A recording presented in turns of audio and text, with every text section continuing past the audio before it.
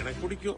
High sir family welcome back to channel. தான் ஒரு இனிய பார்க்க போகிற சீரிஸ் நம்ம நான் காதலிக்கு நேரம் இல்லை எபிசோட் 2 தான் பார்க்க போகிறேன். வெண்ணிலா சொல்கிற மாதிரி சொல்லிட்டு இருக்கேன். வாங்க ஸ்டேட்டுக்கு அதுக்கு போயிடலாம். அவங்க எல்லாரும் வந்து உட்காந்ததுக்கப்புறம் நான் காஃபி எடுத்துகிட்டு போய் கொடுத்தேன். காஃபியை ஃபர்ஸ்ட்டு பிரார்த்தனை தான் எடுத்தா. அப்போ அதை பார்க்கும்போது அவ ஏதோ என்ன பொண்ணு பார்க்க வந்த மாதிரி இருந்தது. தென் அதுக்கப்புறம் பின்னாடி என் தங்கச்சி தான் நின்னா. காஃபி குடிச்சு முடிச்சுட்டு பொண்ணு உங்களுக்கு பிடிச்சிருக்கான்னு சொல்லி கேட்டேன். மாப்பிளோட அம்மா வாய திறக்கிறதுக்குள்ள பிரார்த்தனா எங்க அண்ணா கொஞ்சம் ஷை டைப். ஸோ அதனால் நான் சொல்கிறேன், எங்கள் அண்ணனுக்கு பொண்ணு பிடிச்சிருக்கான். அப்புறம் இந்த வரதட்சணை பற்றிலாம் எங்களுக்கு தேவையில்ல. ஏன்னா எங்கள் அம்மா வரதட்சணை வாங்குறதே இல்லைகள்னு நினைப்பாங்க. ஸோ உங்கள் பொண்ணுக்கு நீங்கள் என்ன போடணும்னு நினைக்கிறீங்களோ அதை போடுங்க. இல்லை கட்டின புடவையோட கூட வச்சா கூட எங்களுக்கு ஓகே தான். என்னம்மா நான் சொல்கிறது கரெக்ட் தானேன்னு அவங்க அம்மாவை பற்றி கேட்டா. அப்போ அவங்க அம்மாவோ நீ சொல்கிறது கரெக்ட் தான்னு சொன்னாங்க. அதுக்கப்புறம் பிரார்த்தனை எங்ககிட்ட என் அண்ணா பொண்ணுக்கிட்ட தனியாக பேசணும்னு சொல்கிறான், பொண்ணு கொஞ்சம் அடுப்பு முடியுமான்னு கேட்டான். இப்போ என் அம்மா ஷாக்காக பார்த்தாங்களா.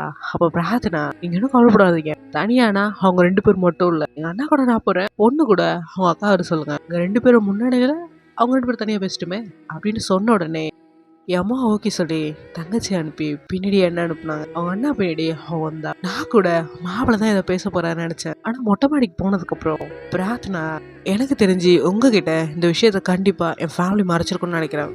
ஏன்னா ஒரு ஊமை குசும்ப சொல்றதுக்கும் வாய்ப்பு இல்லை. எங்க வீட்டில் என் அம்மாவும் அப்பாவும் தான் சாஃப்ட், மற்ற நாங்கள் எல்லாரும் கொஞ்சம் ரகட் தான். அதுல என் அம்மா இருக்காங்களே அவங்க ஹிட்லர். அவங்க ஒன்றும் வரதட்சணை வேணான்லாம் சொல்லல, அவங்களுக்கு வரதட்சணை வேணும் தான். ஆனால் நான் தான் தலையிட்டு அதெல்லாம் வேணான்னு சொல்ல வச்சேன். ஆனால் நான் ஏன் உங்ககிட்ட சொல்ல வரேன்னா இதெல்லாம் நான் தான் பண்ணேன்னு பெருமை பீத்திக்கல. எங்கள் அம்மாவோட கேரக்டரை நீ நல்லா புரிஞ்சுக்கணும். அவங்க ஒரு கன்னிங் லேடி. நாங்கள் எல்லாருமே எப்பவுமே அவங்க கீழே தான் இருக்கணும்னு ஆசைப்படுவாங்க. அவங்கள அவங்க டிக்டேட்டர்னு நினைப்பாங்க. பட் ஆனால் அது உண்மை இல்லை. என் அண்ணா எப்பவுமே அம்மா கீழே தான் இருப்பான். ஸோ நீங்கள் கொஞ்சம் பார்த்து தான் இருக்கணும். அது மட்டும் இல்லாமல் நாங்கள் 2 பேர் மட்டும் தான் என் அம்மாவோட பிள்ளைங்க கிடையாது. எங்கள் அம்மாவுக்கு இன்னொரு மூத்த பிள்ளை ஒன்று இருக்கு, அவள் தான் என் அக்கா. காலேஜ் படித்து முடித்த உடனே ஒரு பையனோட ஓடி போய் கல்யாணம் பண்ணிக்கிட்டா. இப்போ அவளுக்கு ஒரு குழந்தை இருக்குது, அவள் பேர் ஆராத்யா. மாமா சிங்கப்பூரில் ஒர்க் பண்ணுறாரு, அக்கா ஒரு கம்பெனியில் அக்கௌண்டண்ட்டாக இருக்கா. ஃபேமிலி சூப்பராக தான் போகுது.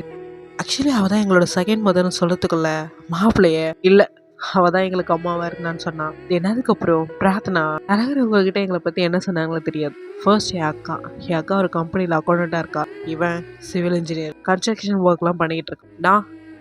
நான் Prarthana final year medical student. எங்கள் அக்கா ஓடி போய் கல்யாணம் பண்ணிக்கிட்டதால வீட்டில் யாரும் அவங்கக்கிட்ட பேச மாட்டாங்க. ஆனால் நான் எப்போவுமே என் அக்கா கூட தான் இருப்பேன்.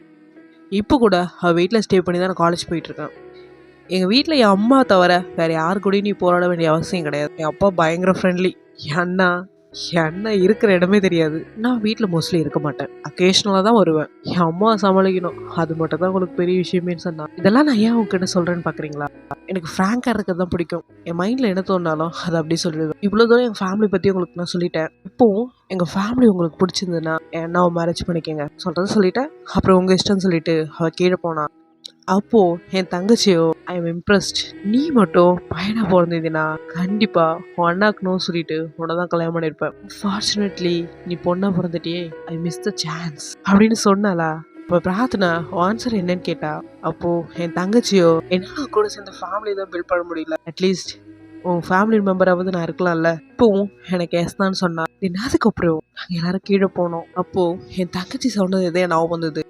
நீ பொண்ணாக பிறந்துட்ட, ஒரு வேளை நீ பையனாக பிறந்திருந்தா கண்டிப்பா உன் அண்ணாக்கு நோ சொல்லிட்டு உனக்கு எஸ் சொல்லியிருப்பேன்னு சொன்னால. அதுவே தான் என் மைண்டுக்குள்ள ஓடிட்டே இருந்தது. அப்போ என் அம்மாவோ எவ்வளோ சீக்கிரம் இந்த மேரேஜ் முடிக்க முடியுமோ அவ்வளோ சீக்கிரம் முடிக்கலாம், நெக்ஸ்ட் வீக்லேயே ஒரு நல்ல நாள் வருது, அதிலே என்கேஜ்மெண்ட் வச்சுக்கலான்னு சொன்னாங்க. அதை கேட்டு பிரார்த்தனாவோ நீங்கள் சொல்கிறது கரெக்ட் தான்மா.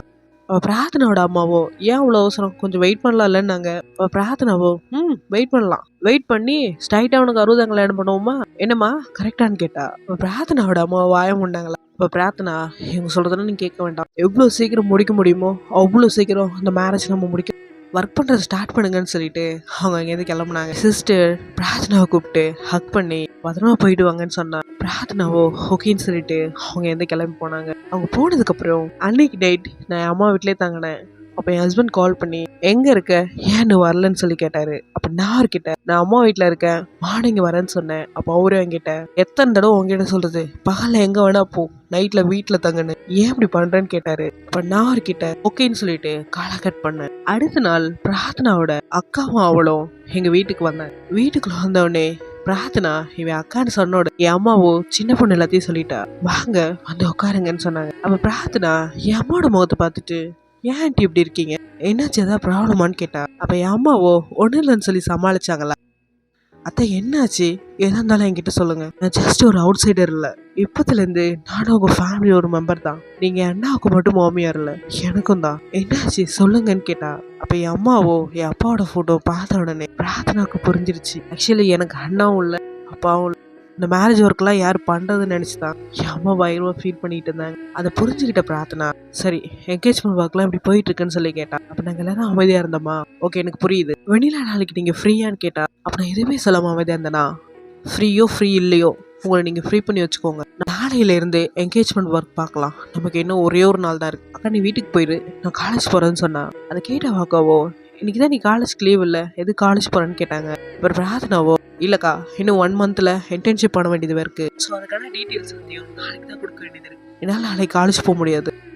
ஸோ என்கேஜ்மெண்ட் ஒரு 3 டேஸ் போயிடும் போல். இப்போவே அந்த டீட்டெயில்ஸ்லாம் கொடுக்கலன்னு வச்சுக்கோங்க. இப்போவே அந்த டீட்டெயிலை கொடுக்கலன்னா இன்டர்ன்ஷிப் பண்ணும்போது பெரிய பிரச்சனையாயிடும். ஸோ நாளைக்கு பண்ண வேண்டிய வேலை எல்லாத்தையும் இன்றைக்கே நம்ம காலேஜில் பண்ணி முடிச்சிடுறேன். நீ பத்திரமா வீட்டுக்கு போ, நான் கிளம்புறேன்னு சொல்லிட்டு பிரார்த்தனா காலேஜ் போனோம். அவள் பிரார்த்தனாவோட அக்கா என் அம்மா கிட்ட, எவனும் கவலைப்படாதீங்க, எல்லா ஒர்க்கையும் பிரார்த்தனா பண்ணுவா, டோன்ட் வரின்னு சொல்லிட்டு அவங்க போனாங்க. அவங்க போனதுக்கப்புறம் என் அம்மா என்கிட்ட, இந்த பொண்ணுக்கு இருக்கிற அக்கறை கூட ஏன் உன் புருஷனுக்கு இல்லை? இப்போ மட்டும் என் புருஷன் தானா, நான் வேற யாரையும் தேட வேண்டிய அவசியம் இல்லையே, இப்போ நான் என்ன பண்ணுறதுன்னு சொல்லிட்டு அவங்க ரூமுக்கு போனாங்க. அப்போ நான் என் ஃபேமிலி நிலைமை நினச்சி ரொம்ப சோகமாக இருந்தேன். அதே சேம் டைம் என் ஹஸ்பண்ட் கால் பண்ணாரா. அப்போ நான் ஃபர்ஸ்ட் டைமாக என் ஹஸ்பண்டோட காலை நான் கட் பண்ணேன். அவர் மேலே ரொம்பவும் கோவப்பட்டேன். அது ஏன்னா இது அவரோட டியூட்டி. பிடிச்சிருக்கோ பிடிக்கலையோ இது அவர் கண்டிப்பாக பண்ணியே ஆயிருந்திருக்கும். ஆனால் இதை பற்றி எதுவுமே கவலைப்படாத, அவர் ரொம்ப செல்ஃபிஷாக அவர் ஒர்க்கை மட்டும் அவர் பார்த்துட்டு இருந்தாரு. அடுத்த நாள் பிரார்த்தனை எனக்கு கால் பண்ணாலா. நானும் அந்த காலை அட்டன் பண்ணேன். எடுத்த உடனே அவள் பிரார்த்தனை காலில் என்கிட்ட என்ன ரெடி ஆகிட்டிங்களான்னு கேட்டா. நான் அவகிட்ட இல்லைன்னு சொன்னேன். இல்லையா அப்படின்னா நான் வரத்துக்குள்ள சீக்கிரமாக ரெடி ஆகுங்கன்னு சொன்னா. ஓகேன்னு சொல்லிட்டு காலை கட் பண்ணிட்டு அப்படியே தூங்கிட்டு இருந்தேன். பிரார்த்தனா வீட்டுக்கு வந்து, அத்தை வெண்ணிலா ரெடி ஆகிட்டாங்களான்னு கேட்டா. அப்போ என் அம்மாவோ அவள் உள்ள குளிச்சிட்டு இருக்கான்னு சொன்னாங்க. என்ன அதுக்கப்புறம் பிரார்த்தனா என் ரூமில் வந்து உட்காந்துருக்காப்புல. அது எதுவுமே தெரியாம குளிச்சுட்டு துண்டை கட்டிட்டு நான் பாத்ரூம்லேருந்து வெளியே வந்தேன். அவள் பிரார்த்தனா நான் டவல் கட்டிட்டு வரதே பார்த்துட்டு இருந்தாளா. நானும் அவளை ஷாக்காக பார்த்தேன். என்ன அதுக்கப்புறம் நீ என்ன இங்கே பண்ணிக்கிட்டு இருக்கேன்னு கேட்டேன். அவன் என்கிட்ட, இதான் நான் ரெடி ஆகல, அதான் உனக்காக வெயிட் பண்ணிட்டு இருக்கேன்னு சொன்னான். நானும் ஓகே வெளியே போய் வெயிட் பண்ணேன். அதுக்கப்புறம் அவன் எந்த வெளியே போனான். நானும் ரெடி ஆகிட்டு வெளில வந்தானா. அவள் பிரார்த்தனா கிட்ட, அம்மா சாப்பிட்டு போலாம்லன்னு. அவள் பிரார்த்தனாவோ, இல்லைம்மா என்கேஜ்மெண்ட் முன்னாடி கை நினைக்கிறது ரொம்ப தப்பு, என்கேஜ்மெண்ட் முடிஞ்சதுக்கப்புறம் நான் சாப்பிட்றேன். அது மட்டும் இல்லாமல் ஆல்ரெடி நான் வெயிட்டை சாப்பிட்டு வந்துட்டேன்னு சொல்லும் போது கரெக்டாக அவளுக்கு கால் வந்துச்சு. காலை அட்டன் பண்ணினா, ஒரு 10 நிமிஷம் வெயிட் பண்ணுங்கண்ணா, ஆண்ட வேலை இருக்கண்ணா, இதோ வந்துடுறேன்னு சொல்லிட்டு அவள் காலை கட் பண்ணிட்டு என்கிட்ட அவள் சீக்கிரம் சாப்பிட்டு வாங்க கிளம்பணும்னு சொன்னான். அதுக்கப்புறம் நான் சாப்பிட்டு உட்காந்தேன். அதே சேம் டைம் துவா வேக்கப் ஆகி அழுதுகிட்டே வந்துட்டு இருந்தா. பிரார்த்தனா என்கிட்ட, இல்லை பூக்காடுக்காரன் ஓனர் நமக்காக வெயிட் பண்ணிட்டு இருக்காரு, சீக்கிரம் சாப்பிட்டு வாங்க கிளம்பணும்னு சொன்னா. நானும் சாப்பிட்டு உட்காந்தேன். அப்போ கரெக்டா துவா அழுதுகிட்டே வெளியே வந்தாளா. நானும் அவளை தூக்கி வச்சு விளையாடிக்கிட்டு இருந்தேன். அப்போ பிரார்த்தனா, நீங்க சாப்பிடுங்க, நான் இவ அழுகையை கண்ட்ரோல் பண்றேன்னு சொல்லிட்டு துவா தூக்கிக்கிட்டு ஸ்கூட்டி எடுத்துட்டு அவளை ஒரு ரைட் கூட்டு போனவ அவளுக்கு ஒரு சாக்லேட் வாங்கி கொடுத்து, நீ மட்டும் அழுகையை நிறுத்தினா நான் இன்னும் உனக்கு நிறைய சாக்லேட் கொடுப்பேன்னு சொன்ன உடனே அதுக்கப்புறம் பிரார்த்தனா கூட துவா பயங்கரமா ஜெல்ல ஆரம்பிச்சிட்டேன். அப்போ பிரார்த்தனான்னு சொல்லி துவா கூப்பிட்டாளா. நான் கேட்டேன், பிரார்த்தனான்னு கூப்பிடக்கூடாது, சித்தின்னு கூப்பிடுன்னு சொன்னேன். இப்போ பிரார்த்தனா அதுவே கியூட்டா தாண்டி இருக்கு செல்லக்குட்டின்னா, நீ அம்மா சொல்றாங்கன்னு சித்தின்லான்னு கூப்பிட வேணாம், உனக்கு என்ன கூப்பிட தோணுதோ அப்படியே கூப்பிடுன்னு சொன்னான். அதை கேட்ட துவாவோ பிரார்த்தனான்னு கூப்பிடு. அதை பார்த்துட்டு பிரார்த்தனாவும் பயங்கரமா என்ஜாய் பண்ணான். நான் சாப்பிட்டு முடிச்சுட்டு பிரார்த்தனா கூட போனேன். பிரார்த்தனா பைக் எடுத்துட்டு என்னால் கூப்பிட்டு போகும்போது ஃபர்ஸ்ட் நம்ம பூ கடைக்கு போய் பூவெல்லாம் ஆர்டர் பண்ணிட்டு அடுத்ததாக கேட்ரிங் போகிறோம். கேட்ரிங்கில் போய் லிஸ்ட்டு வாங்கிட்டு அந்த லிஸ்ட் எடுத்துக்கிட்டு காய்கறி கடைக்கு போகிறோம். அடுத்ததான் மளிகை கடைக்கு போகிறோம். தென் அதுக்கப்புறம் ஃபுட்டெல்லாம் சேர்த்துக்கு ஜாமான் கடை இருக்கும், அங்கே போய் ஜாமானி சொல்லிட்டு நம்ம வீட்டுக்கு கொண்டு போய் தென் அதுக்கப்புறம் நான் வீட்டுக்கு கொண்டு போய் வரேன்னு சொன்னா. இந்த ட்ரெஸ் எல்லாம் பெரியவங்க வந்து வாங்கிக்கிட்டோம், ஓகேவா அப்படின்னு சொன்னா. நானும் ஓகே சொன்னேன். தென் அதுக்கப்புறம் நாங்கள் பூ கடைக்கு போனோம். அங்கே போயிட்டு பிரார்த்தனா என்னண்ணா மறந்துட்டீங்களாண்ணா. அதுக்கு அவரும், நான் எங்கே பிரார்த்தனாவோட மறக்க போகிறேன், சரி சொல்லு என்னன்னு கேட்டாங்களா. அதுக்கு பிரார்த்தனாவோ, வேற என்ன, நம்ம அண்ணனோட மேரேஜ், இவங்க பொண்ணோட சிஸ்டர், நாங்கள் 2 பேரும் தான் அந்த கல்யாண ஒர்க்கெலாம் பார்த்துட்டு இருக்கோம். 4 அன்னைக்கு என்கேஜ்மெண்ட்னா, 2 செட்டு மாலை கொடுத்துருந்தா, கல்யாணத்துக்கு நம்ம அப்புறம் பார்த்துக்கலாம், நான் டேட் சொல்கிறேன் அமுச்சு விட்ருங்கண்ணா. அப்போ அவரும் ஓகே சொன்னாரா. தென் அதுக்கப்புறம் பிரார்த்தனா 1000 ரூபா அட்வான்ஸ் கொடுத்தா. அவரும் இருக்கட்டும் கல்யாணம் முடிச்சு நான் வாங்கிக்கிறேன்னு சொன்னாரா.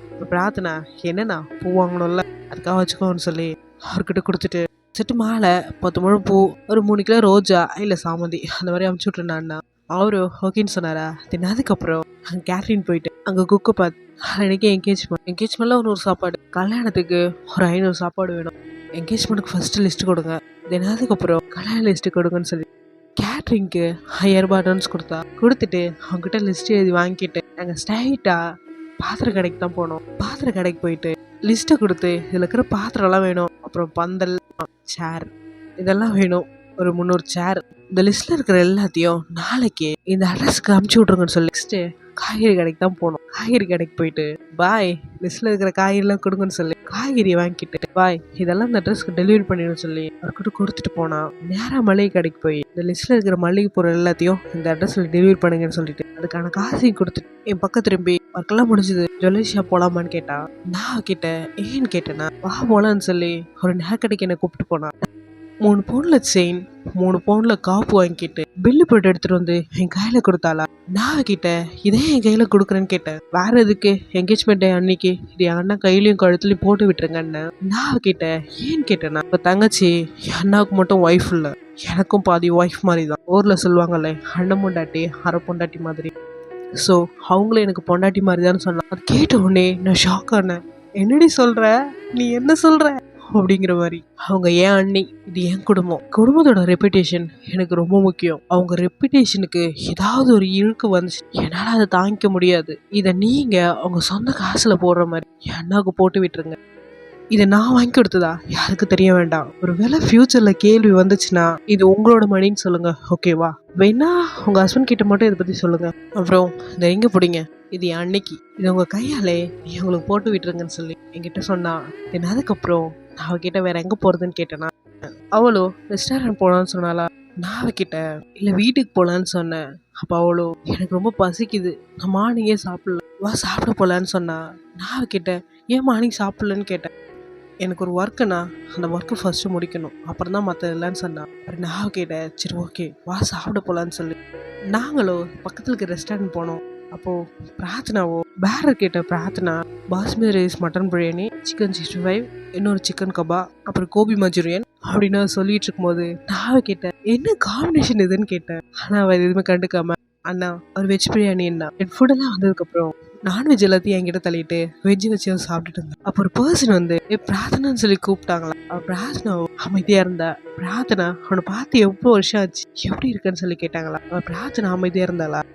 அப்போ அவங்களும் என்னால அதை உனக்கு தர முடியல, அதனாலதான் நான் தரல, வேற ஒருத்தர் கொடுத்துட்டு இத்தனை வருஷத்துக்கு அப்புறமும் இன்னும் எவ்வளோ கோவமா இருக்குன்னு சொல்லி கேட்டாங்க. இப்போ பிரார்த்தனாவோ அவங்க சட்டையை பிடிச்சி இது மேல அது ஒன்றத்துல ஆசைப்பட்டேன்னா அதை அடையாம விட மாட்டேன், எனக்கு கிடைக்காதது வேற யாருக்கும் கிடைக்க கூடாதுன்னு சொன்னான். கேட்ட உடனே அவரும் இதுக்கப்புறம் இங்க நின்னா சரியில்லை நினைச்சிட்டு அவரும் அங்கிருந்து கிளம்பி போயிட்டாரு. தென் சாப்பிட்டு முடிச்சதுக்கு அப்புறம் எனக்கு ஒரு கோக் வாங்கி கொடுத்தா. நானும் அதை குடிச்சிட்டு அடுத்தது எங்கன்னு கேட்டேன். பைக்ல ஏறி உட்காருன்னு சொல்லி என்னை கூப்பிட்டு போய் வீட்டுல ட்ராப் பண்ணால. இப்ப நான் கிட்ட தேங்க்யூ ஸோ மச்ன்னு சொன்னேன். அதுக்கு பிரார்த்தனாவோ தேங்க்யூ ஸோ மச்லாம் இதுக்கு, இது என்னோட டியூட்டி, ஓகே பாய்ன்னு சொல்லிட்டு அவளோ அங்கிருந்து கிளம்புனா. அப்போ துவா தூக்கிட்டு என் ஹஸ்பண்ட் வீட்டுக்கு போனேன். வீட்டுக்குள்ள போயிட்டு கொஞ்சம் க்ளீன் பண்ணிட்டு இருந்தப்போ என் அம்மா எனக்கு கால் பண்ணாங்க. கால் பண்ணி என்ன வெஜிடபிள் மளிகை சாமான் வந்திருக்குன்னு சொல்லி கேட்டாங்களா. நான் கிட்ட இல்லைம்மா நாங்க தான் அனுப்பிச்சு விட்டோம்.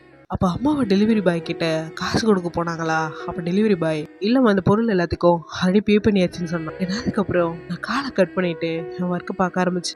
அப்போ என் ஹஸ்பண்ட் வீட்டுக்கு வந்தவர் ஏன் நேற்று வீட்டுக்கு வரலன்னு சொல்லி கேட்டாரா. அப்போ நான் கிட்ட இன்னும் 2 நாள்ல என் தங்கச்சிக்கு என்கேஜ்மெண்ட் சொன்னேன். அதை கேட்ட அவரு ஸோ வாட்னாரு. நான் அவர்கிட்ட எனக்கு அண்ணாவும் இல்லை அப்பாவும் இல்லை, அந்த இடத்துல நீங்க தான் இருந்து என் வீட்டு வேலையை பார்த்து வந்துருக்கோம், பட் நான் அதெல்லாம் அவங்க கிட்ட கேட்க போறது இல்லை. நான் அவர்கிட்ட நீங்க எதுவும் பண்ண அட்லீஸ்ட் அன்னைக்கு என் பக்கத்துல வந்து நின்னா மட்டும் போதும்னு சொன்னேன். அப்போ அவர் என்கிட்ட அன்னைக்கு எனக்கு இம்பார்ட்டன்டான ஒர்க் இருக்கு, என்னால வர முடியாது, நீயும் துவாவும் போய் ஃபங்க்ஷன்ல கலந்துக்கோங்கன்னு சொன்னாரு. அப்ப நான் அவர்கிட்ட நீங்க கண்டிப்பா என் கூட வந்துதான் ஆகணும்னு சொன்னேன். இதான் ஃபர்ஸ்ட் டைம் என் ஹஸ்பண்டை ஏற்று பேசுறது. இதுக்கப்புறம் என்ன நடக்க போகுதுன்றத நம்ம நெக்ஸ்ட் எபிசோட்ல பார்க்கலாம். உங்களுக்கு இந்த வீடியோ பிடிச்சா லைக் பண்ணுங்க, ஷேர் பண்ணுங்க, கமெண்ட் பண்ணுங்க, சப்ஸ்கிரைப் பண்ணுங்க, மறக்காம பெல் ஐகானை கிளிக் பண்ணி விட்டுருங்க. ஓகே ஃபேமிலி, பாய்.